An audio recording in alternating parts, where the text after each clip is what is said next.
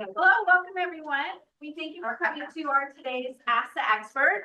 I'm Lisa Arneson. I'm the Chamber's Workforce and Education Coordinator. And we thank you all for showing up. And I think we can have some more people arriving in person. And then we thank you to our Zoom audience.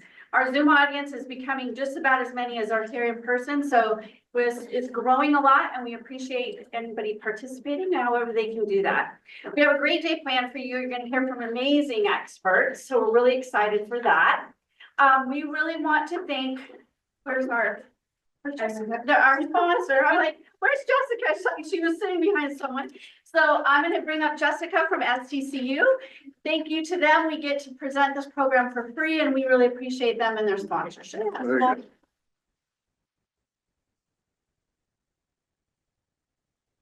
I'm Jessica, and I work in the Community and Engagement and Impact Department at STCU. And so we were happy to be here sponsoring Ask the Experts for 6 years running.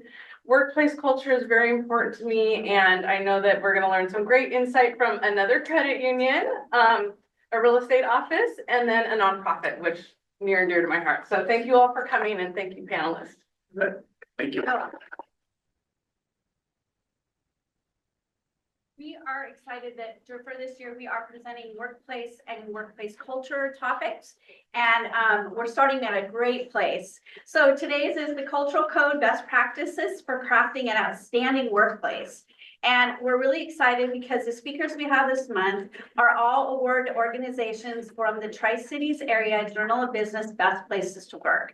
So you can't think of any better experts than people that won the award for being best places to work. So our speakers today are Zahra Roach she is the Executive Director of Children's Developmental Center, Neilan McPartland, VP by Retail Sales and Support at Numerica Credit Union, and Jeff Thompson, owner and CEO of Windermere Group 1. So a little bit about them. Zahra is a mom to 3 energetic, intelligent children and a partner to her husband, John. She's the Executive Director of the Children's Developmental Center and excludes passion for the mission to improve children's lives and empowering families through early intervention and pediatric therapies here in the Tri-Cities. She holds a bachelor's degree from Washington State University and a master's from Simon's University in Boston. She is a certified English and history teacher for years before starting her family. She taught at Southie High in Boston, as well as New Horizons and Pasco High School. Or in Pasco. She was a stay-at-home mom where she sharpened her behavioral management skills and went back to work in the community. She was on the Pasco City Council for 4 years. She re-entered the workforce as an organizer for Faith Action Network, a interfaith nonprofit, and advocates for helping poor, unhoused women and children, and those integrating into society post-incarceration. So she has an amazing background, and we're looking forward to hearing from her. Neilan has worked at the Numerica Credit Union for 12 years. He's been a branch leader, a vice president of retail for Central Washington, and his current role, he's been in leadership Tri-Cities, the class of 2025, Young Professional Award recipient from the Tri-Cities Business of Journal, WSU grad, go Cougs, always love that.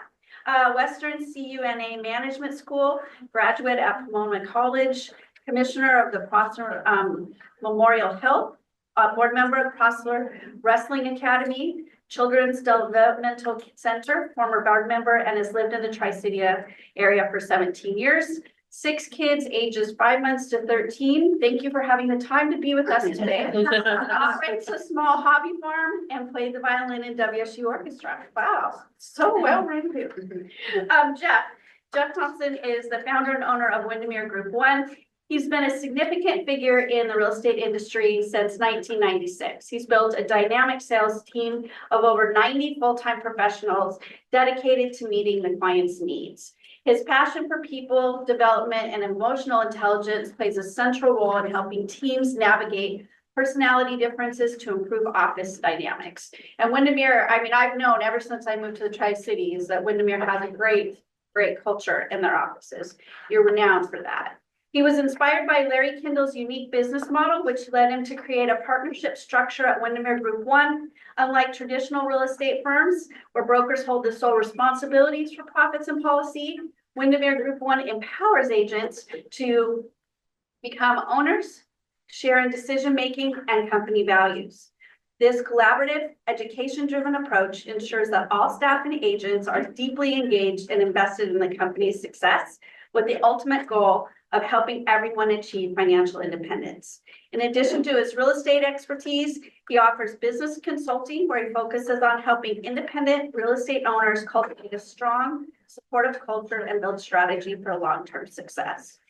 So with that, we'll start and we'll have Zahra take it away. And I think you guys are going to hear some excellent ideas and suggestions and best practices. And so we appreciate all three of you today. Thank you. Thank you so much. I'm gonna stand so I can see everybody, but I am not going to pass the owl over here. I'm saying that aloud so I don't actually do it. Let me go over. So my name is Zahra Roach. I'm the Executive Director of the Children's Developmental Center. I will celebrate 4 years in this role and then 5 years as a board member. So about 9 years in total with this organization that I love so much. Before I get started, I wanted to just kind of poll the audience and see, as well as those who are online. So if you're online, you can put in the chat. But how many of you work for a for-profit organization? Just a show of hands if you can. And then how many are you working for a nonprofit organization? Kind of looks like a 50-50 split online, in-house. I don't know what online looks like. So it doesn't matter which one you work for. But this is what I wanted to start with, that the team that you assemble must have trust and feel empowered to work towards a shared goal. Presentation. Okay. So trust is a must. You may know this, but I want to just get a sense of, there is a renowned book that is all about trust. And if you haven't read it, I'm going to tell you the word you should, but anybody can take a guess as to what book that might be when they send you to work at any organization where you're building trust or you're working with teams. Want to take a guess? The 5 dysfunctions of a team. Yay, good job. 5 dysfunctions of a team. So Patrick Lencioni wrote that book. That is one of the books that we use in our organization for our departments and our supervisors and leadership as a foundational kind of understanding about how important trust is and having vulnerability to be able to work with one another and actually get to productivity. So thank you for knowing that. And so whether or not it's a for-profit or a nonprofit, I think having a shared goal is extremely important for me in nonprofit work. It's what I like to describe as my true north. So, for example, we have, a question as to like, oh, we want to maybe put up replace our chain link fence, right? Somebody's going to say, well, that costs a lot of money to do. Somebody else is going to say, but why? That takes work and effort. We don't need that. The chain link fence is working great. So using my mission as my filter, that is something that I would do in that situation and say, well, what does it achieve for mission alignment? And for me, that might look like the Children's Developmental Center, taking a very real example and saying it creates a playground space for children that reduces stimulation for them. So we're right next to the highway. So it reduces noise, visual stimulation, and then also decreases debris. So it's really a practical application to solving problems in the workplace. So if you're a for-profit, I would say, even if you don't have a mission, have an objective, have a specific goal that you know and that's stated and that's visible for your team to work towards, because it is a filter for solving problems. I'm going to go on ahead. So intrinsic reward. This is something personally really important to me. As you heard my bio as a teacher before, I was in this position. And this is something that I need for myself in a place that I work. It is wonderful to collect a paycheck. It's wonderful to have medical and dental vision benefits and all of that. But I can tell you that when work gets hard, and anybody, does work get hard for you? Is life hard? Yes, and inevitably it will be so while you're working with flawed human beings in that space, right? And so if you are connected to that larger purpose, that shared goal, your intrinsic reward, whatever that is, for us, it's for helping them, right? So seeing children, I got to hold a baby today that was in our evaluation room. And I even have proof right here. So, I mean, that's my reward. I get to do finance and business and operations and are the facilities in order, and that stuff is, I won't say it's boring, it's challenging. It's not like the funnest work, but I know that it is meaningful because then I get to see those children use that facility, be in the building, enjoy it, and take pride in it. So knowing what that intrinsic reward is for you or for your people, really creates that connection to your shared purpose. And then move on to values. So I can't stress this enough. As somebody who's in leadership, having shared values is extremely important. It's the way in which you agree to work with one another. And for us, it's also the way that we agree to work with our clients. So that looks like children and parents, parent caregivers. And so,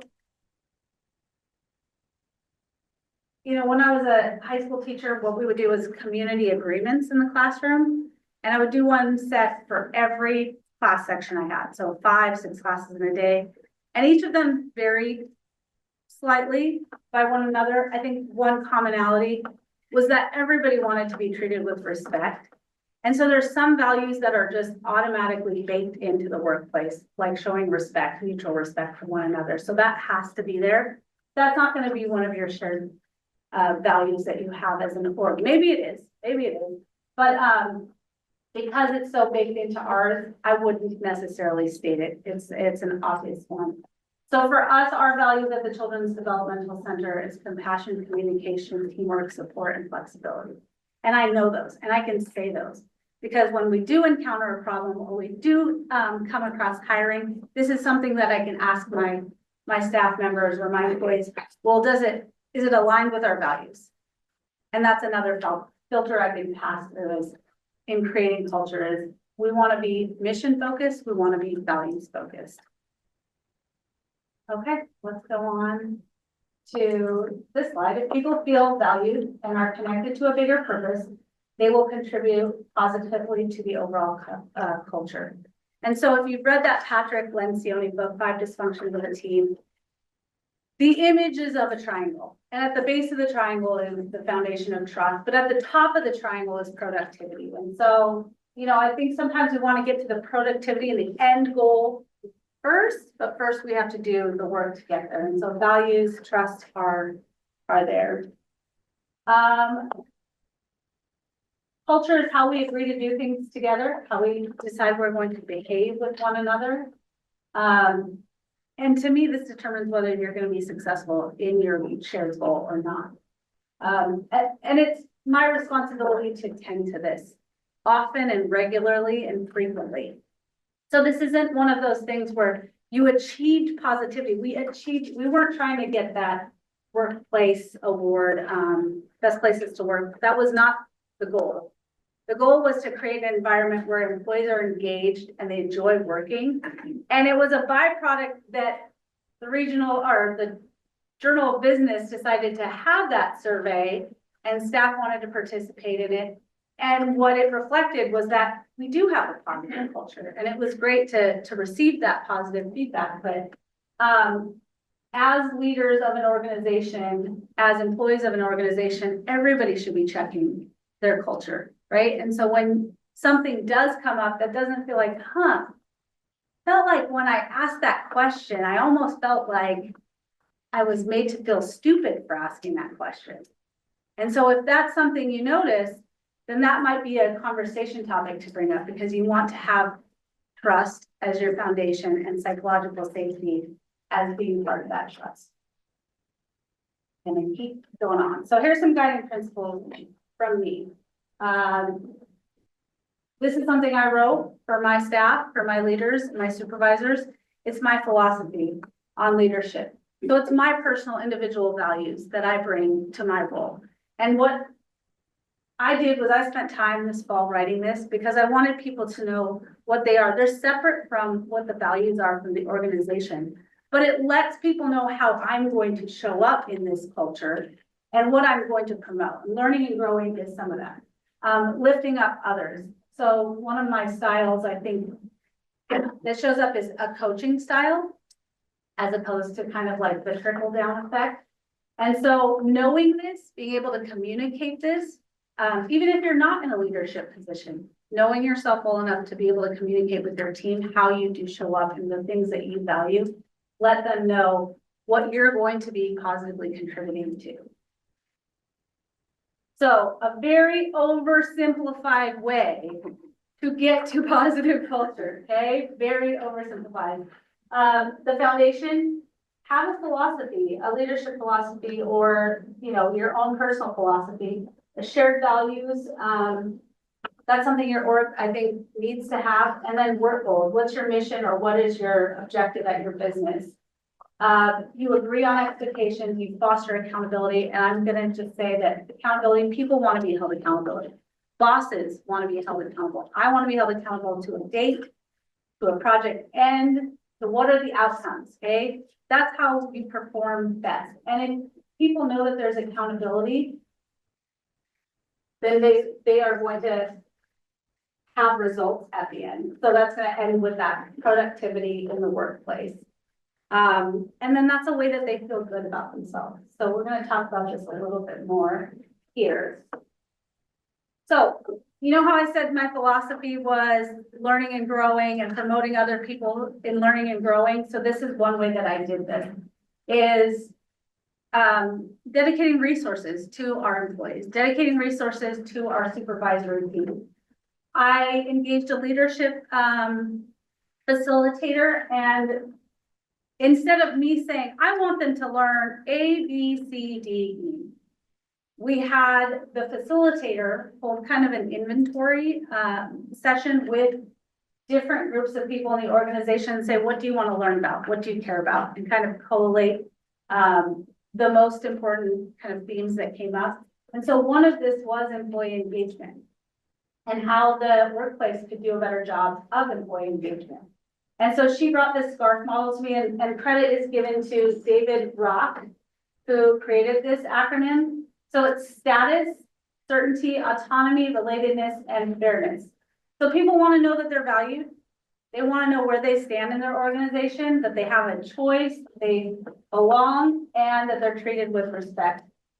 So these are just some of the things that we took away from that training, but it was aligned with my leadership philosophy of providing professional development, and it also engaged the staff in something that they were interested in. Okay, so some tips for positive work culture. Having trust and psychological safety is really important. Is it okay for, this is a great like litmus test. Is it okay for somebody to ask a question? Or is it okay for somebody to ask for help? A sense of belonging. Are there opportunities to recognize individual and team contributions?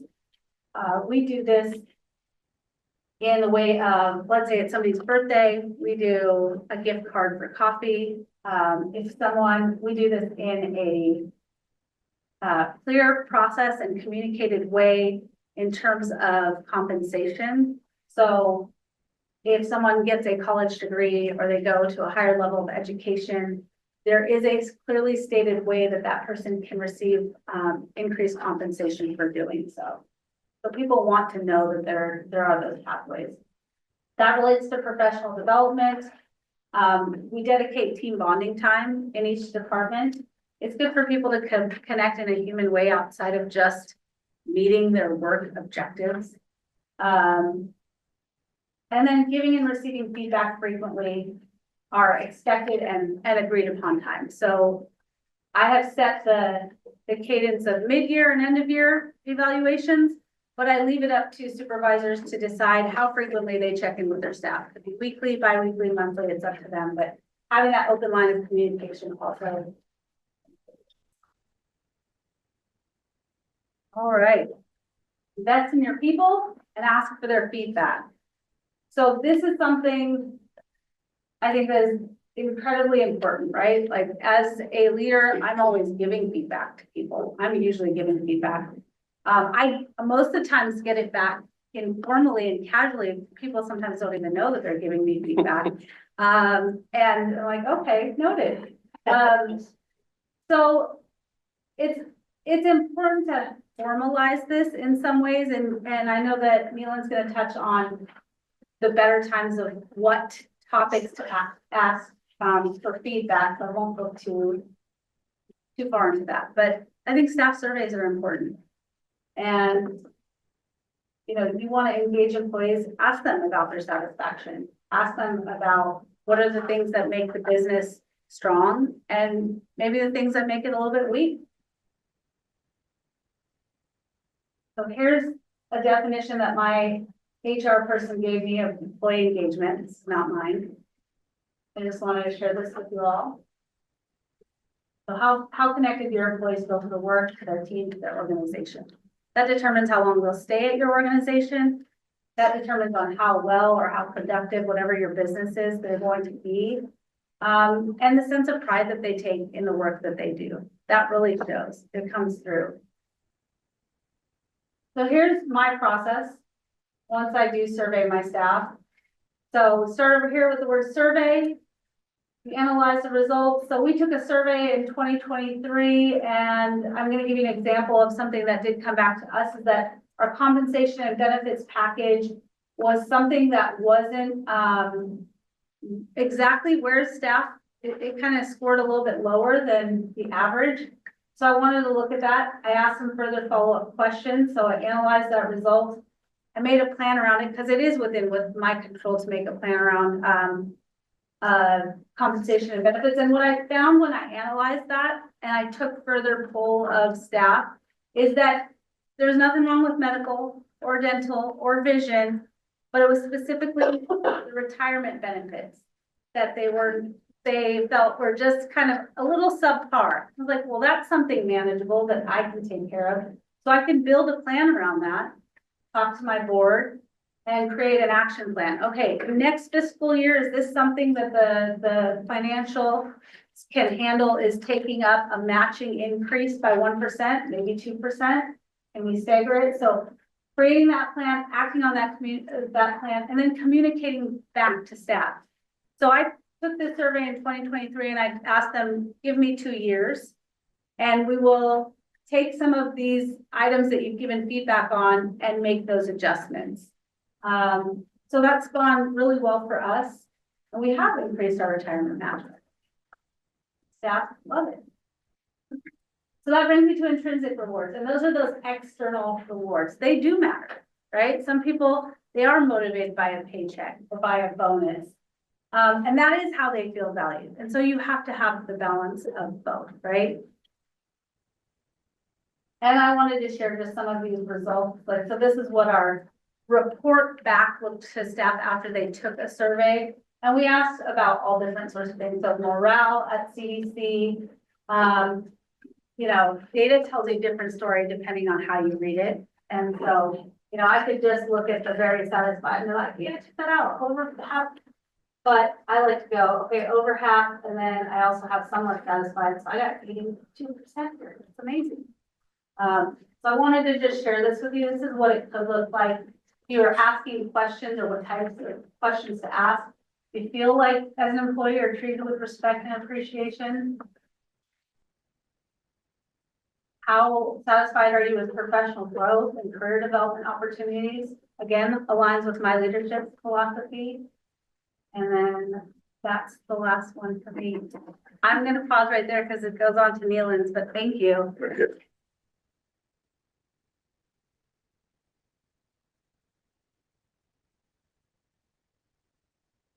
Things that I think you'll find that we all have in common is really putting effort into that workplace culture. And there's a lot of abstract things that go into that. It's already doing a good job of bringing those to life. The portion that I want to share about is, something a little bit more tangible that everybody can take with them. As a larger organization, our engagement methods are probably a little bit more robust, whether it's through surveys or pulsing, how we're doing to meet the feedback that we're given, and then what do we do with that? How do we action it? Our mission is to outside of build dreams and build communities, and that's the idea that if everybody's moving toward that, then we're going to accomplish our goals. We really think that if we ask our team members what a great culture looks like, they'll tell us. And so what we want to do is we want to follow a philosophy of take care of your people, take care of your members, clients, customers, and then growth and retention will follow. One of the things that is particularly exciting for me about Numerica is since I've been there for 12 years and I've watched us grow from less than $1 billion to now over $4 billion organization, is that it seems like the efforts to get feedback have not gone away as we've grown. They've only increased. They've gotten better. And it's kind of happened slowly at first and then all of a sudden. So what are some of the things that we do? We commit to pulse surveys. The cadence of those is every other month, and they come with, they're really short, they're easy to do, and this is really how we track our engagement metrics. We come with 2 short questions, but we always ask, I feel valued at this organization, and I understand how my work contributes to organizational success. We ask a 3rd question usually that has to do with something that we're working on. For February, our 3rd question was, my manager recognizes when I do a good job. And that was some feedback that we were given on, hey, are we recognizing people, and are we giving them kudos for when they do a good job? We want to commit to that. And so we're asking, hey, are we getting better at this? Zahra mentioned not participating in best places to work just for the award. There's a lot easier awards to go out and win if you want to win an award. But really you want to commit to participating because you want the feedback and you want the data, and then you want to action it. So what we do is we get the data and then we share it out. It's organizationally transparent, so we can all see what feedback did we get and where are the opportunities. We also participate in stay interviews. These happen with existing employees every 3 years. It gives us a good gauge on what would it take if someone was thinking about leaving, what's that trigger that they're looking for? Or if they stay, why are you sticking around too? It could help head off the potential mass exodus if you were gearing up for something like that. We also participate with exit interviews. Not everybody leaves because there's a friction point. Some people retire or just move on or find that maybe banking isn't for them. And so participating in the exit interviews, it really tells us what can we do better next time, what are we strong in, and that kind of feedback is great. Now, a lot of these things are pretty formalized. One thing that I do with my team and that I think is applicable for maybe smaller shops is something simple. It's called a start, stop, and continue. And I just completed one with my team. I do one every year. I do it on Microsoft Forms because you can select to have the answers come through anonymously. And all they ask is, what's something you want me to start doing? What's something you want me to stop doing? What's something you want me to continue doing? And I think when you have that right, is when people actually start filling out the stop. It tends to be indicative that they feel safe letting you know. And then you can kind of start to understand that I've created a culture of feedback. Now, on the other hand, they're only filling out the stop. You probably swung the pendulum too far.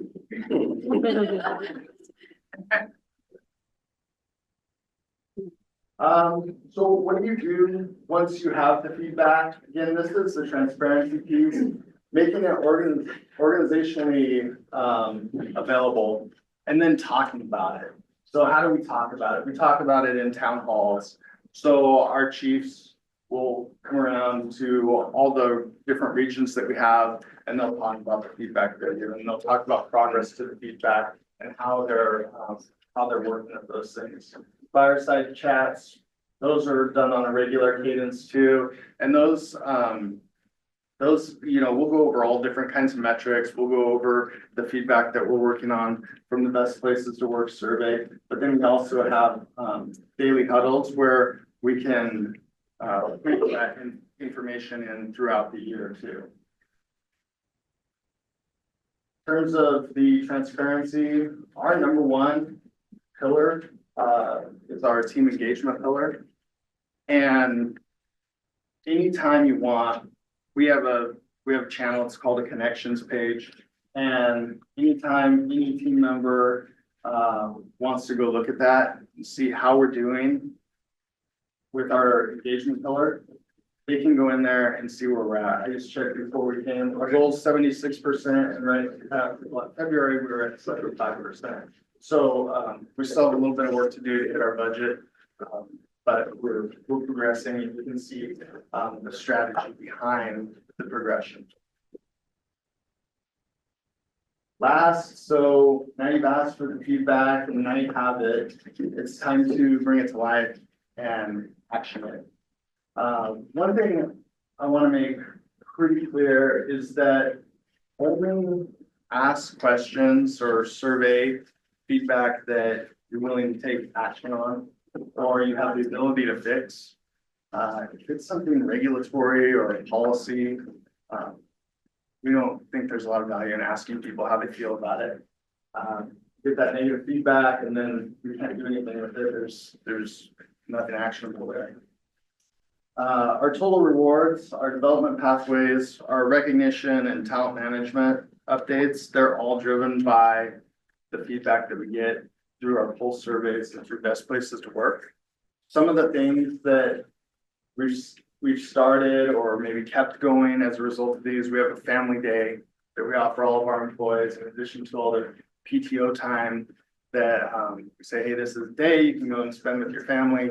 And you know, you also get this spiff, $75 to go and do something fun with your family. We have a wellness day that we started a couple of years ago. And we got overwhelmingly positive feedback on that too.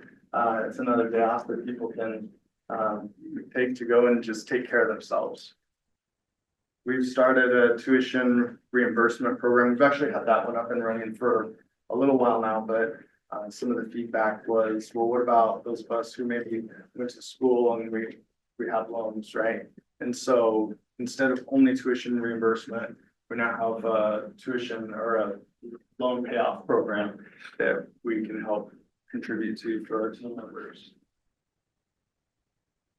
Our retention rate is 86%, or like, I guess nationally, the financial services industry is at 71%. So we have a retention rate of almost twice as good as what other people are seeing.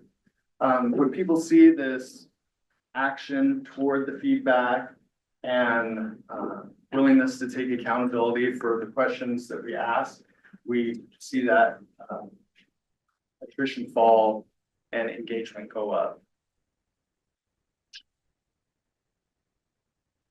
I think the challenge to you all would be that if you aren't doing something to gather actionable feedback right now, you can go back and look at these things. If you can't participate in any or all of them, I think that start, stop, continue is a great place to start. And I would challenge you to do that.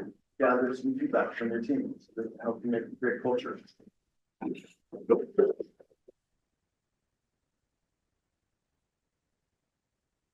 Oh, buddy, I'll get from here, I think, yeah. Yeah. Very cool. I did, one thing that Nilsson mentioned was, I love the fact that don't ask questions on things you can't fix or you can't change. I mean, how frustrating would that be for people? If it's regulatory things in our business, we've got all the license law, we can't change that stuff. So we can discuss it, but we're not gonna take a survey and see how they feel about it because it doesn't make any sense, right? Little bit, so for me, we started out with in 1990, I've been in this, I started out in 2010 as Windermere Group 1. We started out with one office, about 25 agents, and we had 4 people, that's staff. And it was so much easier then. Especially when one of those staff people was your wife. So much easier. She tried to get fired many times. And she finally, one time she told me, I'm done today. I said, no, honey, that doesn't work that way. So she finally retired about 4 years ago. She sold real estate for about 20 years, and then she went into the office and helped us out in the office when we took over Windermere Group 1. We started that. So one office and 30 agents and 4 people. We would go to Applebee's once a week, have a tall cold beer, and say, hey, how we doing? You know, 4 staff people. Hey, what do you think? You know, I like you. I'll come up tomorrow. Come back tomorrow. Perfect. Then we go to 5 offices, and my wife's at blame for most of this because I was happy with 1, but she wanted to grow, and so we got now 5 offices, 85 agents, and then we got 13 employees, and I'm not even one of those employees. I'm now I am a consultant in our company, even though I have ownership in the company. I'm a consultant, so I can show up when I want to show up and do what I want to do. So keeping the culture and doing all that. You guys know this takes a lot of work. Takes a lot of work. The bigger you get, the more work it is. And so, back to this award that you guys came up with, you know, I didn't even know they were doing it. I didn't know until they called me the night before and said, oh, someone's going to call you, or you have to return a survey, I think, or something. I go, for what? Well, we put our company in for best places to work. Oh, well, that's pretty cool. So, okay, well, I'll return the email, which I did. That's all my job to do, return the email. Perfect. Okay, a little bit here, just the thing is, I've been doing this since 1990. I feel extremely lucky and for whatever reason, blessed that I ran into a business that I loved. And I came into business and I haven't worked a day since about 1995. I just love this and I love the people I get to hang out with, and as long as they let me hang out, I'm a happy guy. During winter in 96, so I haven't moved around much. In our industry, I don't know about the banking industry, but in our industry, you guys know our realtor friends are here in our association. They move around a lot. Agents leave, they get recruited by others. I mean, we recruit our own, I mean, we eat our own young. I mean, we just go after and we try to get everybody somebody. So we've kind of decided to grow internally. Most of the agents that we recruit that we end up with, believe it or not, had bought a house from one of our people. And that's how they turned into a realtor. They liked it, they enjoyed the person, they said, could I do this? And we said, sure, come and talk to them. So a lot of our agents have been past clients. I was very fortunate to become a real estate commissioner. It's not what you know, believe me, it's who you know. And so somebody that, a good friend of mine, put my name in for that. And so I spent 12 years as a real estate commissioner. I was appointed by Gregoire and then reappointed by Inslee. Did not vote for either one of them, just so you know, full disclosure. Anyway, I still got in there. And one thing about that is that I learned a lot, really a lot about how the back end of the licensing law and all that stuff works. And I also learned out how slow, unbelievably slow that the government works. I mean, unbelievably slow. So they asked me to do it again recently, and I said, no, I don't have the patience anymore. Sorry. We're a unique industry. And the reason I say that is because you could be basically competing with the person you're rooming with. Okay, I can be rooming with you, and I do an open house one weekend, the next weekend you do an open house, and the same couple show up. Who's going to get them? I will.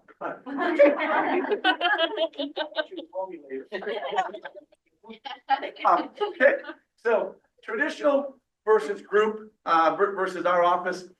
We really look at ourselves as a service organization, not a sales organization. What I mean by that is I don't remember the last time I've seen an ad that said buy one get one in real estate. I don't think they're going to be able to do that. I don't think that's going to work. You know, so that buy one get one coupon is not going to work. Oh, and then this is the deal of the week. This is the deal of the week. It's going to last for this week. No, that doesn't work. We learned that real estate really happens because of changes in your life. For most of us. Probably 95% of us. There's those investors that like to invest and like to have rental properties. My wife and I are investors. We own rental properties. But most people, real estate happens when there's a change in life. And we call that pain and pleasure. So when there's pain in your life, divorce, someone dies, you lose a job, those kind of things, it creates real estate change for us. If you're pleasure, you're getting married, you got a baby on the way. I love the one where the move-up buyer, because they were just, they have kids, the kids are growing up, 6 kids. Oh my, we gotta talk, because you're gonna be moving pretty soon. 6 kids, so 6 kids, and as those kids get older, believe it or not, that big house gets smaller. And all of a sudden, that 13-year-old or 15-year-old, they got more friends, and those friends are bigger and they're taller, and the house gets smaller, so pretty soon we need a bigger house. And so that pushes change a lot. That move-up buyer is, I thought the house was plenty big, not anymore. The kids got bigger, their friends got bigger, things happen. So pain and pleasure are what works for us. Biggest thing is collaboration versus competition. We would love to have a win-win. Now, not all of our fellow realtors want to have a win-win. For some reason, they have to win and we have to lose. So we don't like that. That's not good for us. As long as we know their game we're in, we'll play that game, but we like to foster a win-win, like to foster where we help each other. And in our office, we've seen many times where we have our program working by referral, and I might get a referral and they might also, so I don't know Sally, I get a referral, so I show up to talk to Sally, and then the next person coming is another one of our agents because they got a referral from somebody else. A lot of times we'll find that out and we'll just share the listing. We'll work together on it because we don't want the consumer to have to decide which one of the 2 people you have to work with. I had a call once back in the day was, we had 2 ladies very involved in the, not Shriners, what's it, the Children's Hospital in Seattle? The Guild. What do you? The Guild. St. Jude. No, St. Jude, thank you, St. Jude's what it was. So St. Jude, lady calls me and says, I work with Sally and I work with Deb, and they're part of the St. Jude, and they have all the fundraising, and so I got a client I want to refer. I said, great, which one do you want to refer to? Well, neither. I go, neither? They said, yeah, because this guy's not a very nice guy, and they're both great people. So I called you, I thought you might find somebody, because I don't want to hurt them. I'm like, okay, so we refer them to somebody else. So collaboration, we'll work together, we'll help each other out. All the time, we have a great groupies Facebook page, and that's where a lot of action happens. It's an internal page, obviously. And so it'll be, hey, I need something for the weekend. I need help on this. I'm out of town. My daughter got sick. I can't hold the open house. People jump in. Our people do a great job. They help out a lot. I think when you have a good culture, there's little things like you were talking about, things you'll discover when you just have a conversation. When I'm the second call, when someone's going through a divorce, I get a call, I'm driving down the road with some friends, and I get a call, and it's like, one of my agents, they say, I want you to know that we're starting divorce proceedings. I want to make sure you knew that. And I said, okay, well, sorry to hear that. We're here to help. I was the second one. He says, you're my second call. I'm like, holy crap, second call. First one was my attorney, second one was you. I'm like, wow. Okay. When they do that, and then when they call, we had another lady who lost her mom, and she's calling, she said, I want you to know my mom passed away last night. I know because you've been praying for us, you've been talking to us, and we did this. When they do that, then you got a culture that's working, because they're just doing that because they know you care, and you can't, it's like trust. They know you care, and they trust you, they're gonna hang around. If you go out and look on websites, especially real estate websites, I know you guys want to do that all the time, right? Just go out and look. No. So there's values, and I guarantee you, if you did this, you'll probably find that you can take the same words and find it on Remax, find it on Call Banker, find it on other ones. It's the same thing. Yeah, we got knowledge, we got communication, we care, we're committed. Okay, we've been committed for a couple of reasons, but committed for helping out. So we decided to go a little bit deeper, and we asked our staff. We said, guys, what do you do? How do you do it? And why do you do it the way you do it? And so we asked them to take some time. They got together on their own, had communication, wrote down some things, and they said, I want it in more, go back to this one here. It's all that fancy stuff and stuff you probably put through AI now to have it show up, and they'll say the same thing, right? So I said, I want it in layman's terms. I want it in your guys' knowledge and your guys' voice. So they came up with 5. Seek to move people forward. Servant mentality. We put other people's needs before our own. Caring, we truly care what happens to our people. Mentor, we want to share our knowledge and experience with others and not hoard it. Okay, great. Number two, do what's right or make it right. This is our staff. Our integrity is we follow through on our promises even when it hurts. Stuff like promising to do headshots for our realtors. All my work. How many times they have to redo that headshot because that hair was out of place or the eye wasn't all the way open or something, but they do it until they get it right. Problem solvers will turn over every rock to find a solution and then go above and beyond. We embrace challenges and as opportunities and to exceed expectations. So that number one and number two, and then he came up with passionate about improvement, self-motivated. We push ourselves to keep moving forward, even when it's hard to get out of bed in the morning. That was their inspiration. Thirst for learning. We are never satisfied with the status quo. Risk taker. We step out of our comfort zone in order to grow. We've done some things in our office over the years that didn't work. We've had a couple of things we spent $15,000 on over a year. Didn't work. It's okay because we explained full what we're going to do. Here's what we're trying to do. If it doesn't work, it doesn't work. We don't do it anymore. Doesn't make any sense. So we're very transparent on that. We'll take some risks. Relationship focused, team player, collaborative. We work with people, not against them, to achieve our goals. An attitude of gratitude. We start our days with daily gratitudes. Relationships. We're not salespeople. We're relationship people. And then we enjoy life. We want to have fun. Positive mindset. We approach problems and difficulties in a positive and productive way. We love the work you do. We focus on and find satisfaction in the positive effect of our work has on others. Have fun. We don't take ourselves too seriously. I'm a long ways away and I'm an old guy, so I look at that closer. So when I talk about our staff, our agents, we have had, I'd say about a dozen of our agents retired from our office since I've been involved. Since 1990, a dozen people. So they actually stayed at one location all that way through. We have over 60, almost 70% of our agents have never been anywhere else. We will take other experienced agents, but like I said before, we do like to look and grow the people ourselves. Okay. I never sold real estate. Never sold a house. Okay. I've always been the management side or the ownership side. And what I did learn was when I got in the business way back in 1990 was there wasn't any formal training programs. So I created my own. And when I did that, I was going out with all the agents and I was literally going to appointments, going to listings, working with buyers, meeting with them and doing all that. So over the course of the years, I've helped people buy and sell thousands of homes because of my agents, what they've done. And so what we've taken is, in staff-wise, we have a president of our company, and then we also have another, we call him a sales coach in our offices. And neither one of them had real estate experience before I brought him in.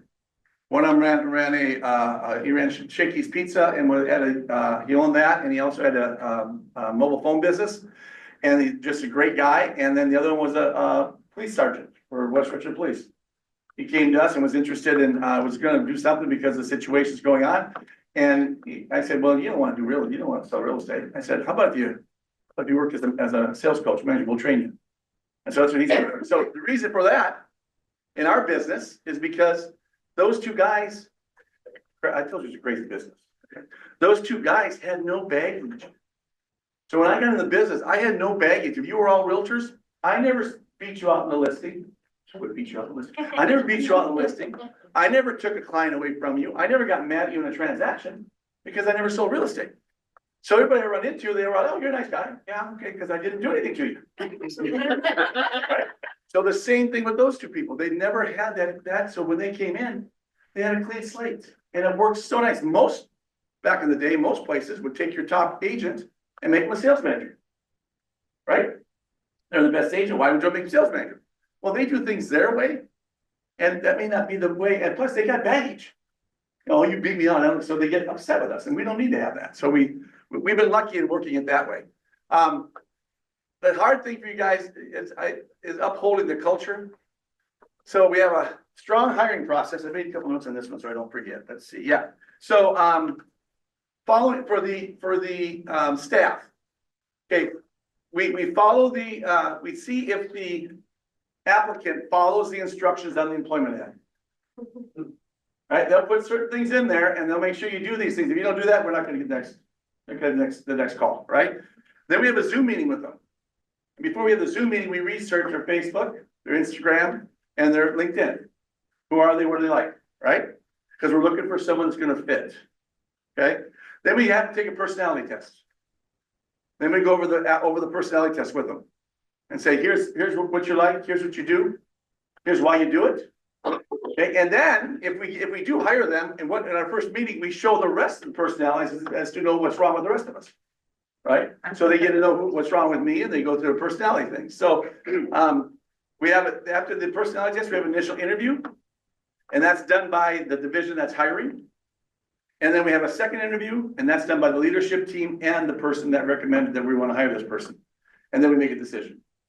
And a staff person, that's pretty easy.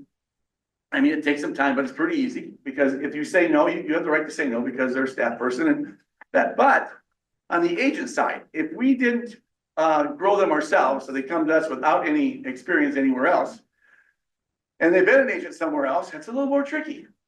Okay, because those agents there might be a little bit of ego in that because now they're looking to move, to do something.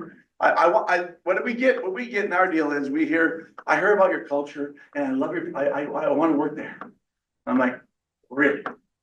Okay, this is the fourth office you've worked at in 4 years. I don't think it's the culture.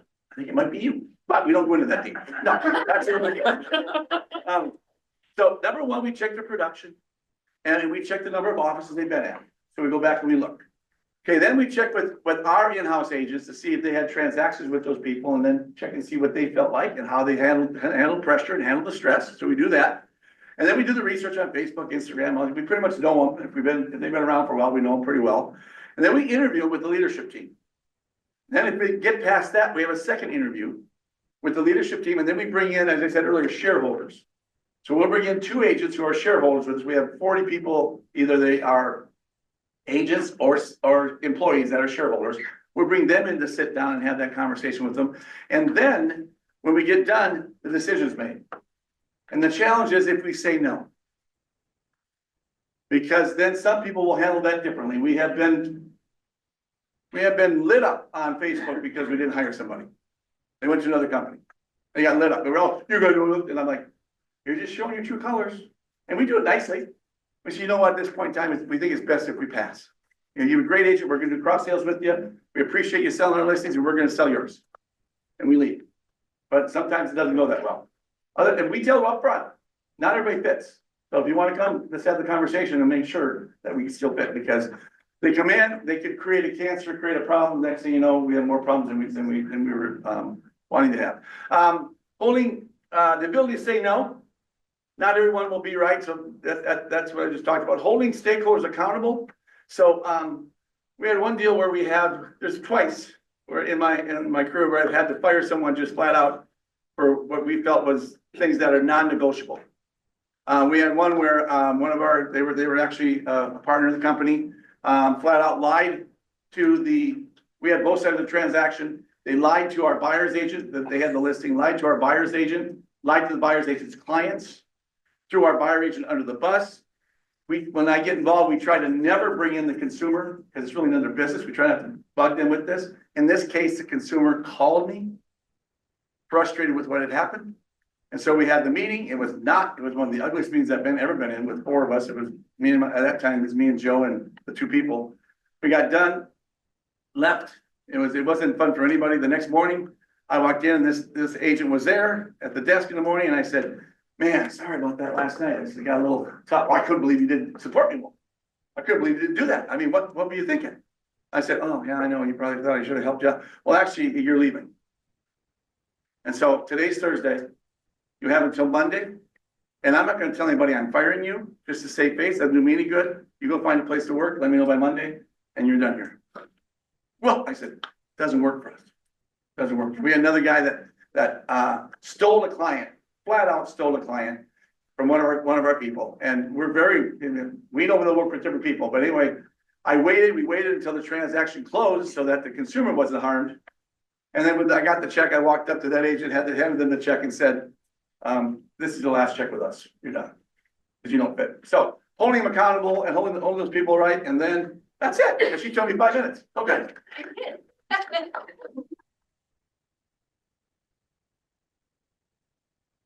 Speakers did amazing. So now we're gonna open it up for question and answers. I've asked our online community to give us some questions as well.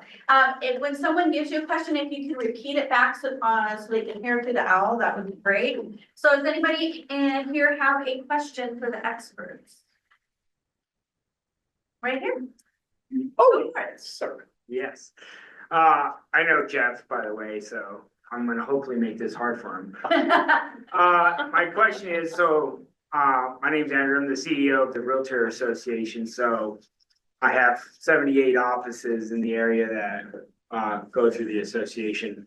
But one of the things that I find hard as a leader, and I want to kind of get your guys' input, is how do you incorporate emotional intelligence into your staff, right? Because I think it's important as a leader to have that emotional intelligence and to be able to pick up on social cues and be able to empathize and sympathize with your staff, right? I think it's important to help incorporate that in your staff so they can recognize it in each other and in you.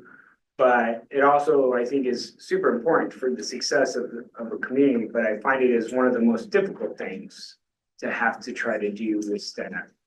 And I'm saying this in front of my staff, but kind of wanted to get you guys' input on that.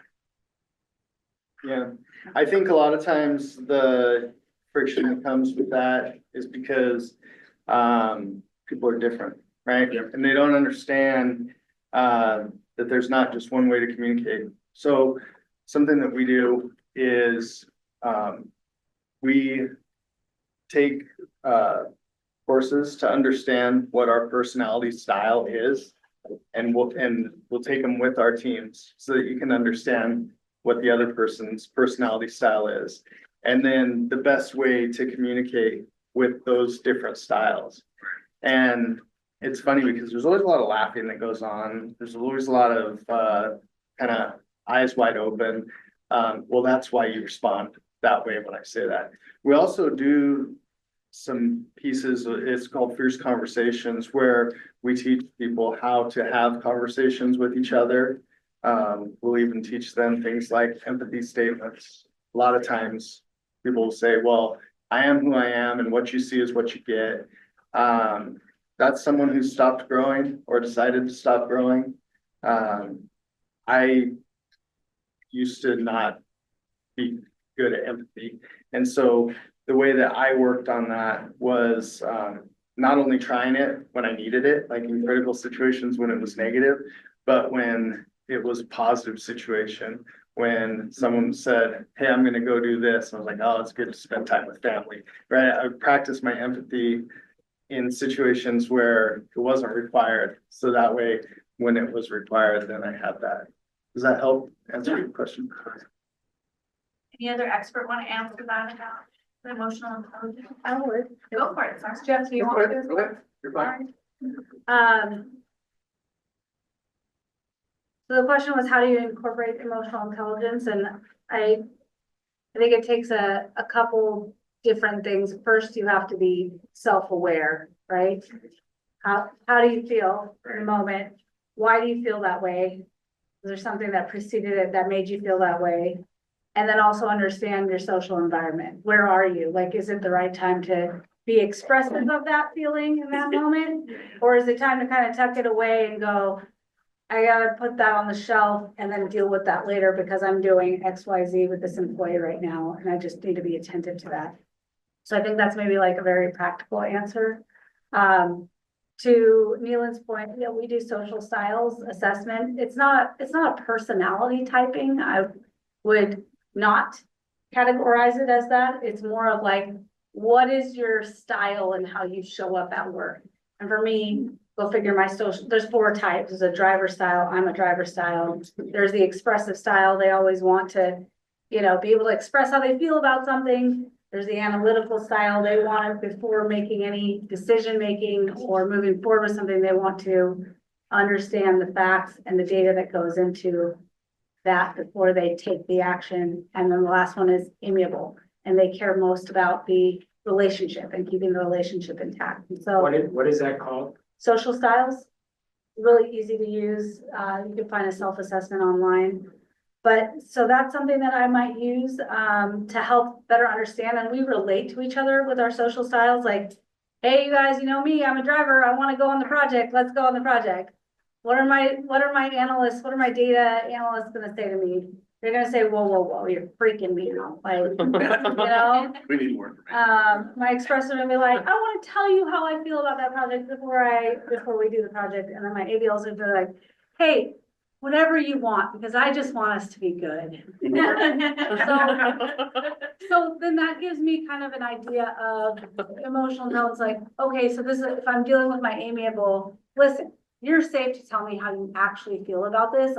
I'm not going to, you know, react or whatever. I just need to actually know how you feel about the project. Another training that we've used internally is this thing called event, comma, cage, comma, story. And there's a free video on YouTube that you could watch and then have a conversation with it with your staff afterwards. But essentially something happens, and when that thing happens, let's say I'm giving this talk and I see somebody kind of disengaged, like looking off and looking away. And that event, I tell myself a story about what the person's body language is saying to me. I don't know their intention. And so if I'm emotionally intelligent, I know that I don't know what their intent or what they're thinking. But if I'm not, I've told myself a story that this person is disengaged from what I'm talking about. And now my feelings are hurt because they're disengaged, and don't they know how much time I put into this and the PowerPoint slides that I've created, right? And so now I put myself in a cage. You had an event, you told yourself a story about the event, and now you put yourself into a cage. And imagine a bird cage. You can't get yourself out of that cage because you just wrapped yourself into this story. So that would be lacking that emotional intelligence. If you are trying to teach people to have that self-awareness and that emotional intelligence, you would tell yourself alternative stories. Well, maybe, Flyers. right, maybe there's a fly. A step further could be, I could just go up to that person. I'm gonna use my husband because he's a safe target in this audience. And I'm just gonna say, John, I was giving this presentation and you were so disengaged. You look like you were here, there, and the other. Were you disengaged from the presentation? Were you thinking about work, or like, where was your mind? I would just ask him and invite him to tell me. And he might say, yeah, I was, or he might say, no, you just really had me thinking about mission and value. Smart guy. So I think there's some practical tools that you could use, but I think it's also like the modeling of then doing that yourself. Because I've definitely had call staff meetings where somebody's they're like on their phones, you know. But we're a really high-tech society, and maybe they're doing work and they have a crucial email and something. Hey, I was giving that presentation and my feelings were kind of hurt when you got on your phone. Was it something very important that, oh yeah, my kid's sick and I was, you know, got a text from the school app saying I have to pick them up, whatever, you know? We have an online question that I think is really good. And I think, you know, if you each want to give a quick answer to this. What's the first step you take to turn around a toxic or a disengaged culture workplace? So what would be like a priority or a place to start? Several people online have responded saying they love the idea of surveys or pulling your, you know, finding out from your staff some feedback. But what would you do if you were in those, you know, disengaged or toxic workplaces? Are you talking about like one person, or you just don't know? It's just a group, or the? Yeah, it's kind of generic. It talks about a group, basically. Let me see if they gave any specifics.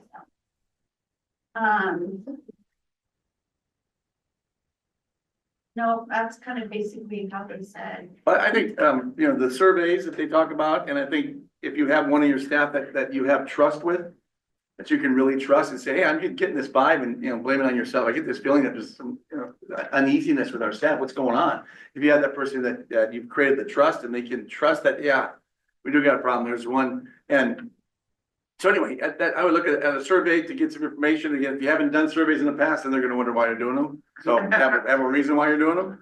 But shortly after we got that award, it wasn't a couple months and we had to let a gal go who had been a good employee, and there was definitely some things that were happening that we weren't aware of. And so you gotta, once you find out, we try to solve, at least we try to solve, try to correct that. If we can't correct it, then we have to go as fast as we can and let him go. And as hard as that is, I don't want to. So I would say, know somebody you trust and do surveys, try to gather more information on what seems to be toxic. Neilan? Yeah, I think you need a lot more information, to figure out why it's toxic. I think that a lot of times, when something goes toxic, it's because there's a lack of role clarity too. And so maybe people don't have very clear expectations. There's usually something that can be fixed. I think that, when you get to the point, where you do let someone go, the only question you ever ask yourself is, why did I wait so long? I think that once you do think you've identified the issue, if it's a personnel issue, then to your point, making the change quickly is the best.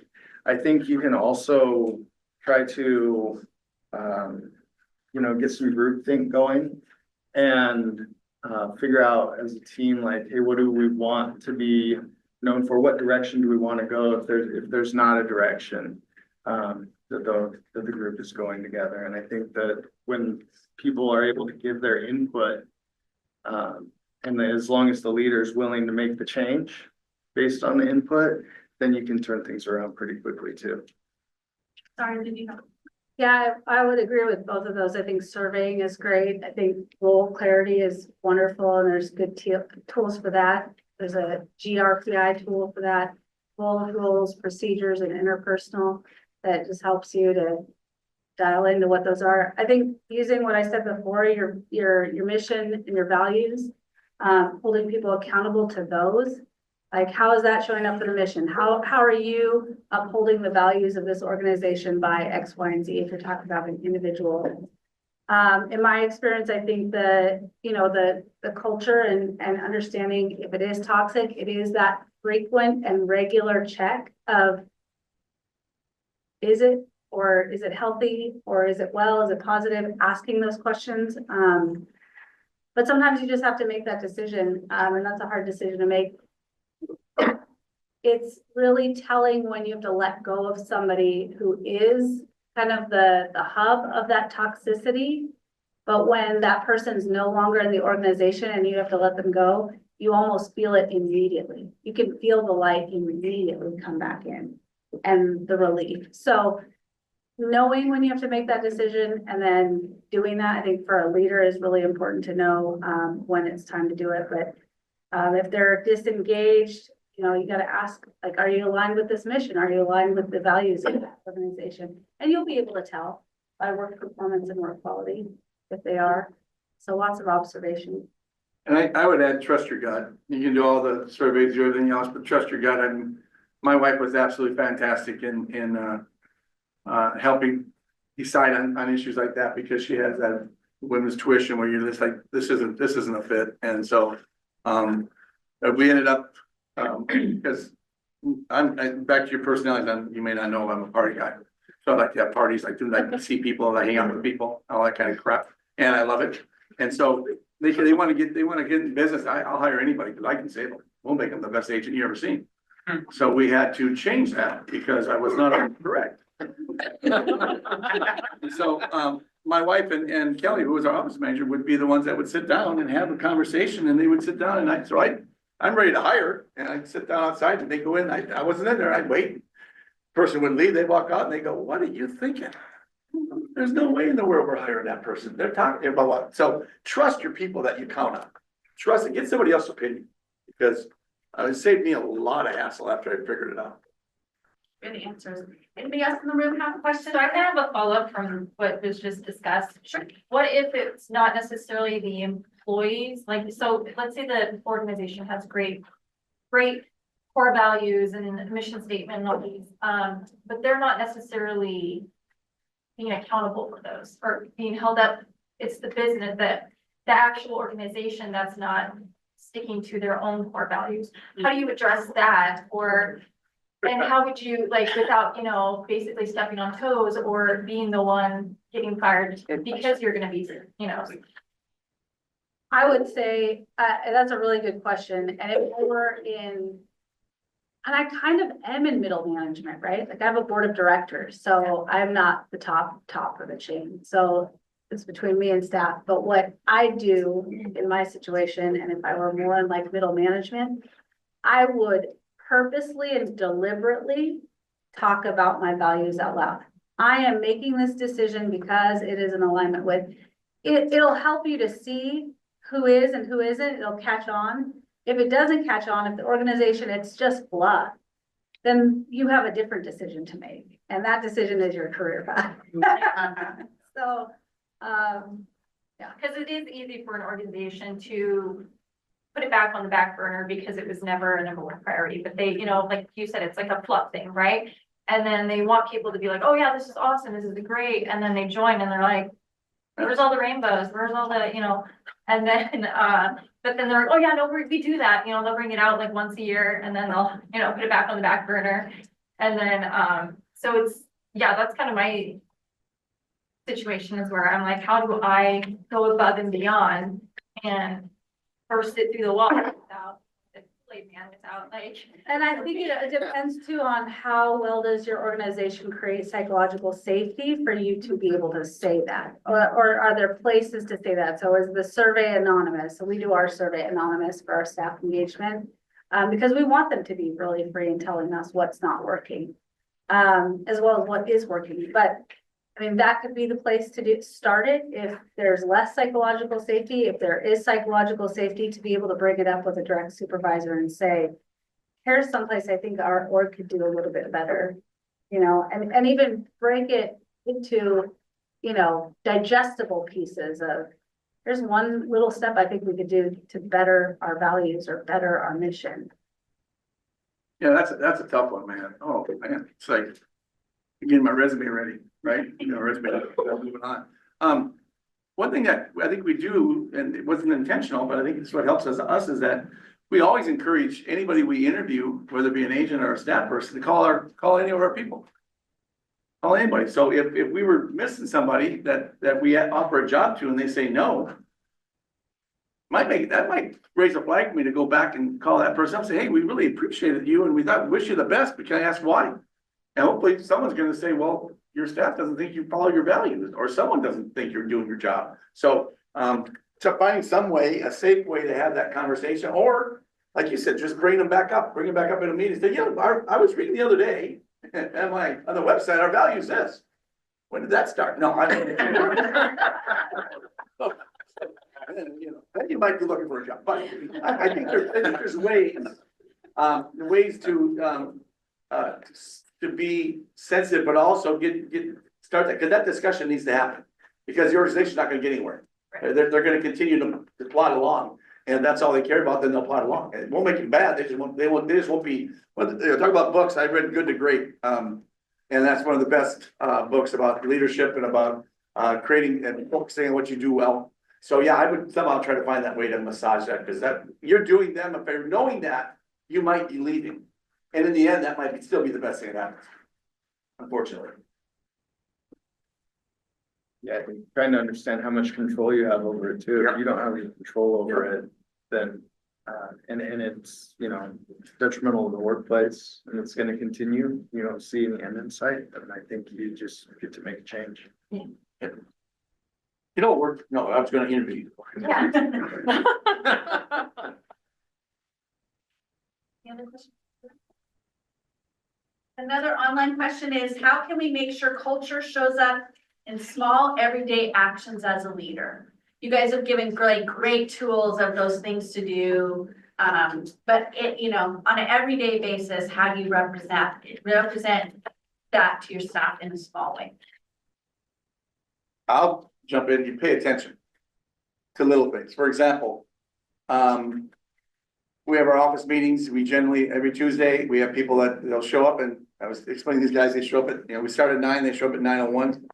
Realtors always show up a little bit late, 9:03, 9:05 anyway. We got, a thing would happen in the parking lot.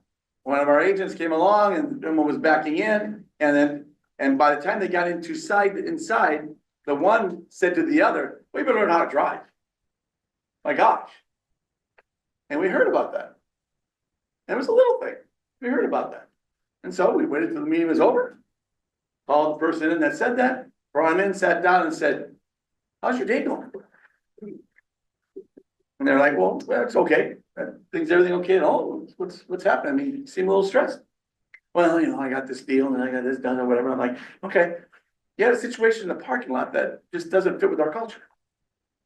I mean, you basically, jumped on someone. I understand we have bad days and they just, you have to have Kleenex in your office also because they just start crying. You've got a bad day, but you notice the little things. Putting one of my pet peeves, been forever, is the coffee cup that you just finished doesn't go in the sink. It's called a dishwasher. You open the door, you pull it up, and they fit in there real nice if you try it. So my job's not to clean up after you. And we tell people that, you have no right to make a mess for somebody else. So you look at those little things, and when we see those little things, we try to correct them pretty quickly. Or you take the last cup of coffee and we'll make another pot.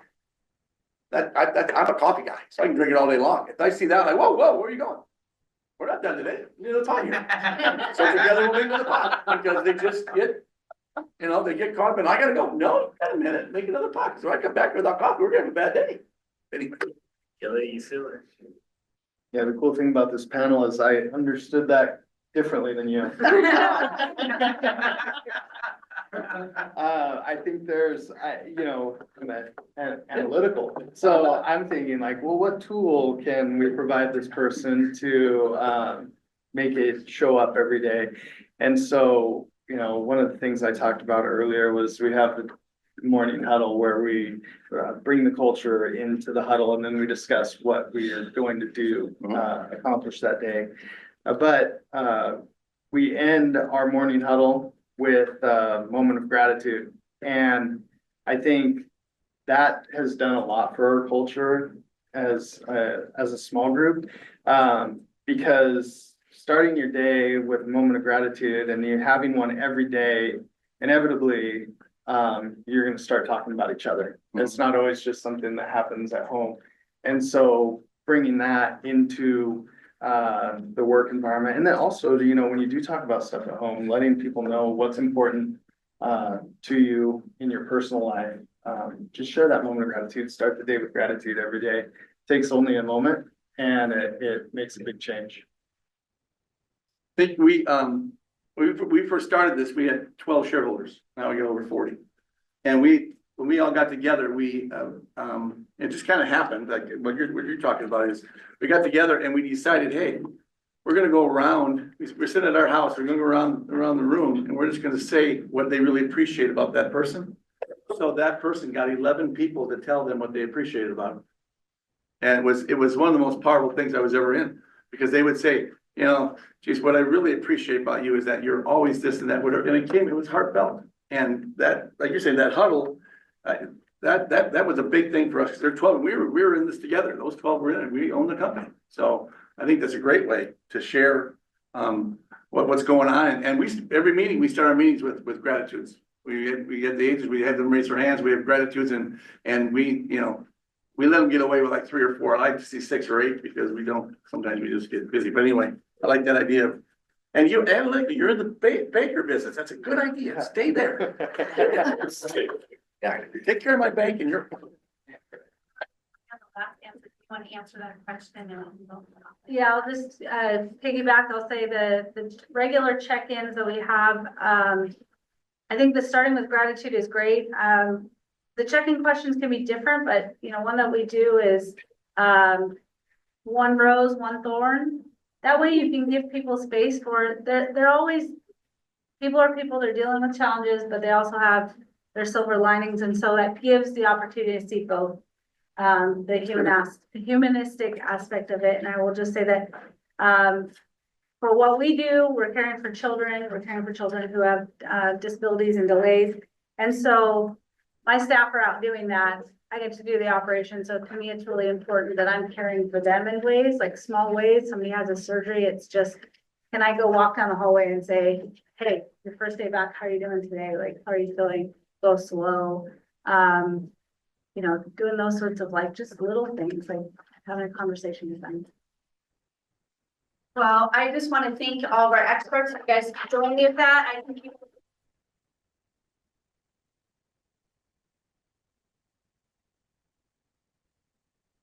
talked about and the references. I hope all of you found something that you can apply to your culture. And I think every culture can always improve, right? We're never at our pinnacle.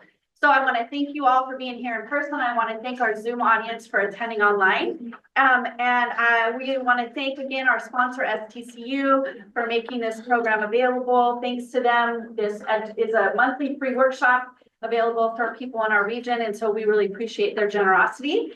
And if you haven't dropped your business card in, Jess is making your way up here. So if you got one, you need to.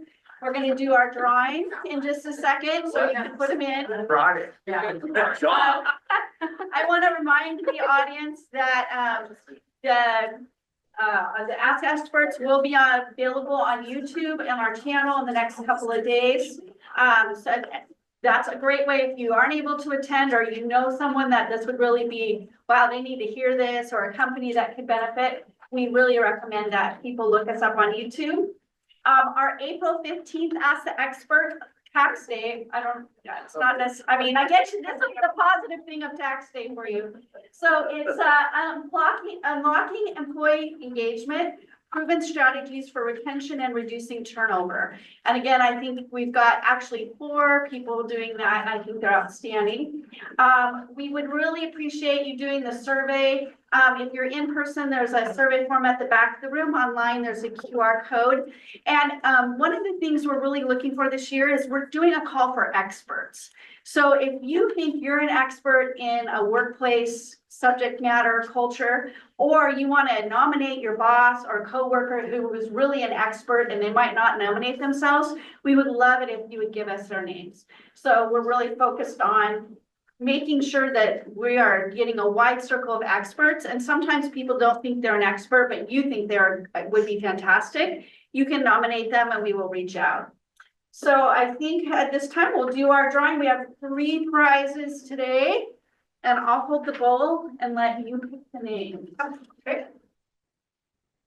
And my business card is in there only because I drop it to somebody who looks like their business cards, but I won't. In fact, there's mine. Lydia does run. Okay, Lydia, this is for you. This is donated by the Children's Developmental Center. There's a stemless wine glass and a shot glass in there. Yeah. I think it's so adorable. But you can use some paper clips. Don't tell your HR person. Number 2. Cynthia Perez from Numerica. Is Cynthia here? Oh, back row. Okay. So Cynthia, you have won a gift card to Three-Eyed Fish, Perch, or Lulu's. So there you go. Congratulations. Thank you so much for being here today. And then our last winner Is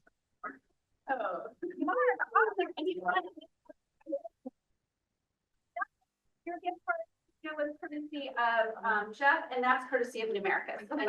So again, if you wish us, thank you all for being